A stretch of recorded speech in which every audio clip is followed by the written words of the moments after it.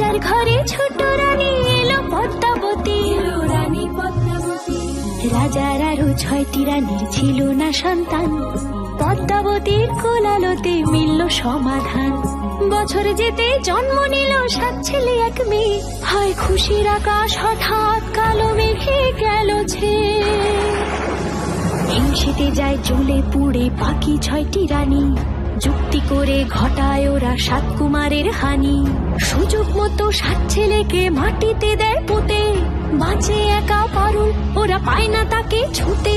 ধাইমা বাজায় সেই মেয়েকে বড় করে তোলে, 7 ভাইকে পায় যে পারুল 7টি চাপা ফুলে। এত কিছুর পরেও রাজার বিপদ যে কাটে না, সূর্য নগরে সুখের সূর্য আর ওঠে না। হিংসা বিবাদ বিচ্ছেদ আর প্রেমের কাহিনীতে পারুল বোন কি পারবে 7 ভাই চম্পাকে জাগাতে।